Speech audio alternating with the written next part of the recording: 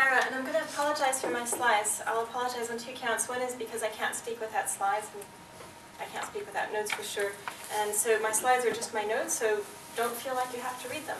I will, but please feel free to listen and think. So I think this is a really interesting question, and I'm really thankful to Lorraine and Sarah for having discussed both the case for individual responsibility and not just sitting back and saying this is a collective problem, and also the difficulty, the practical difficulties around that. So I'm just going to skip that whole first part around unpacking individual responsibility because I think that's been done better by others.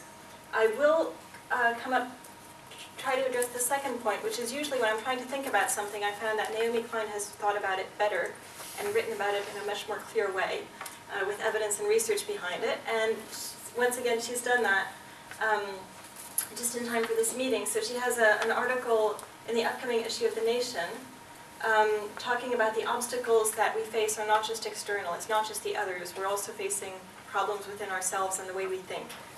And so that's why I titled this slide the dark ages of, the context that we are in is the dark ages of academic imagination. And I think I'm addressing you as an academic audience. We are suffering from a lack of ideas in the way we can move forward. So one of the big issues with climate change is not that it's happened in the way it has, or that we lack technologies, or that we lack means for addressing it. It's that it's happened exactly at the wrong time in terms of the context of ideas and ways we have of thinking about the world. So this problem with the end of history, that the capitalist model seemed to have taken over everything in the 80s, and that we didn't have the will or the motivation to examine social alternatives and economic alternatives and technological alternatives, that everything was supposed to be a market setup that would solve everything.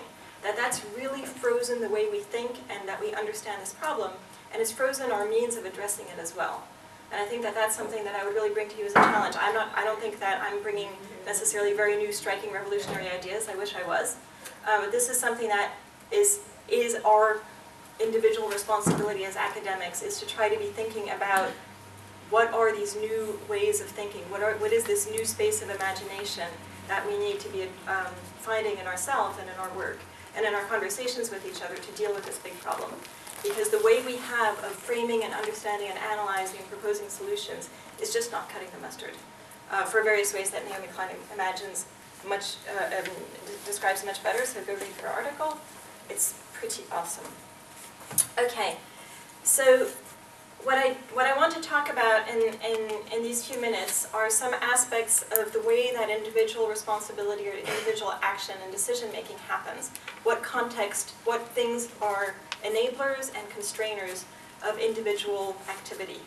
And Lorraine is absolutely right. Individual consumers you can ascribe a responsibility chain to individual consumers regarding climate change and climate change mitigation.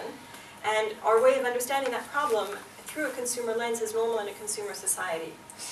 However, it might not be completely helpful because of the systematic constraints that we face as consumers in a consumer society. One of the constraints is seeing ourselves in that way.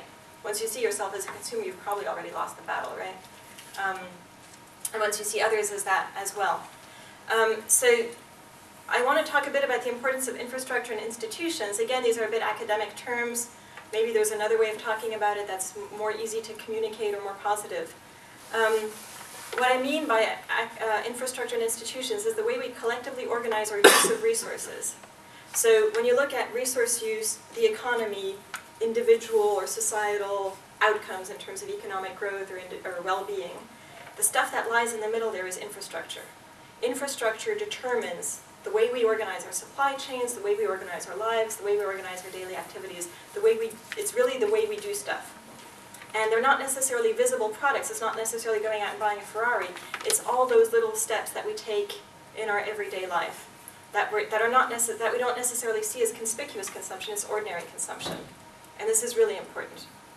And important concepts in terms of the way we analyze this more systematic level of thinking about society and thinking about individual constraints are things, it's not just one technology, it's not just convincing people to change one piece of kit for another piece of kit, an efficient house for an inefficient house, an efficient or an electric car for an inefficient car. We have to understand how these technologies work together as clusters of technologies, because it's only when we understand how technologies work together that we understand transitions. Transitions don't happen. Important, big, social, epoch-making transitions in our levels of resource use, our levels of emissions, don't happen because of one technological change. They happen because technologies work well together and take over. So if we want to understand change, we need to understand systematic change, we need to understand clusters of how things work together and how we can imagine them working differently. We're very used to thinking of supply chains, for instance, from a consumption perspective. Maybe it's more important to think also about supply networks or systems of provision more generally. So again, how things are interconnected and interdependent. If you change one thing, you're likely to require change in something else. Try to think of the big picture. I wanted to raise the example of cities, which has already been mentioned by Lorraine and by Sarah as well, which is the aspect that where you live matters in terms of how easy it is for you to live in a high carbon or low carbon way. And there was a very groundbreaking study that everybody knows, or hopefully you all know, which is the Kenworthy and Newman study on the automobile dependence of cities. And they looked at international cities, they collected the data, and they showed that cities that had much lower population density which were mainly North American and Australian, used much more gasoline per capita than denser European cities or Asian cities. And you could think, oh, well, of course, high population density means a lower distance between two people. It's not necessarily the distance that matters. It's the ability to provide people with the means of getting from point A to point B in a different way. So it's not necessarily that people live closer together, closer to their workplace. It's that high density makes public transit viable. So it's actually not as simple as it's just high population density. You just need to get people to live closer together. That's a potential to enable climate change mitigation. To really get there, you have to have a whole bunch of things, a whole bunch of dots connected. You have to provide good public transit.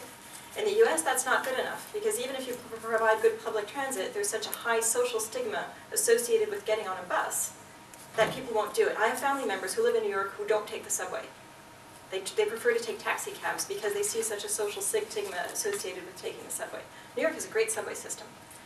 So you have to sort of make all these different levels, systematic levels, fit together so that people actually use public transit. So they have bankers biking to work like they do in the Netherlands. So you also have to realize that even when you think you've understood your systematic solution, getting from the technological bit or the infrastructure provision of public transit to getting people actually to use it, you still might have some extra work to do. I wanted to give another example, which is not of a physical system, but of an economic system, so more of an institution in that sense, which is an example of economic transactions. So we have, most of our economic transactions, we are billed for products. We exchange money for things. And we could think of many other ways of doing that, and there's a whole bunch of research that's gone into the very few examples of companies who sell services rather than products, and usually you get very large efficiency savings. Now, everybody knows the 5 key examples. There's Rolls-Royce engines, there's Xerox photocopying machines, and like 2 others. And everybody always studies them. And Michelin tires. I'll think of the other 2 soon. Everybody always studies them. There could be a lot more. The problem is that these economic transactions are much better, but they're trying to fit into a paradigm, a market paradigm that is not fit for purpose. So we should be changing, we should be thinking of ways of changing the entire way that markets are set up to make that way of conducting business the norm rather than the exception. And I just had a sort of graph that explains how absurd it is to think that we're going to get mitigation or resource efficiency from a throughput-based transaction. So a throughput-based transaction, you can see that along the supply chain, every single actor is exchanging money for stuff. So the supplier, the distributor, the user, and the technology provider. And the user is left to define their service demand, and that's an afterthought of the whole system. And so that entire system, every step of the chain, is designed to increase the volume of the throughput, because that's where profits come from. The supplier wants to sell more energy, the distributor wants to sell more energy, the technology provider wants to sell more products. So once you have that kind of framework, it would be absurd to think that that user at the very end of that supply chain that's set up in the wrong way is going to be able to make the right decisions for themselves or for system-wide efficiency. if you think of what the alternative might look like, you would have a service-based transaction based around something like a service contract, based around something like product leasing, so that you don't have ownership of products in the same sense. So you have somebody come in after 5 years and swap your fridge out because it's now cheaper for them to run your fridge in a different way. So you don't have ownership of products in that sense. You don't have profits through selling products in that sense. That enables things like massive recycling and recovery of components and materials on a massive scale. And it also allows things like load management. You were really thinking of a different way of organizing the system. Currently, the UK energy system is based on consumer protection through, it's basically an entire market paradigm where efficiency is supposed to come through the lowest price per unit energy delivered. And they don't care that you live in an inefficient house, and they don't care that you're using inefficient products. They expect efficiency to come from that one unit, the unit level efficiency, the lowest unit cost possible. So if you spend a huge amount because you don't have the means or the information or whatever to make your house more efficient or your appliances more efficient, you're spending a lot of money. And that's what the system wants, and you're using a lot of energy, and that's what the system wants. So they've organized, they're optimizing efficiency at exactly the wrong level.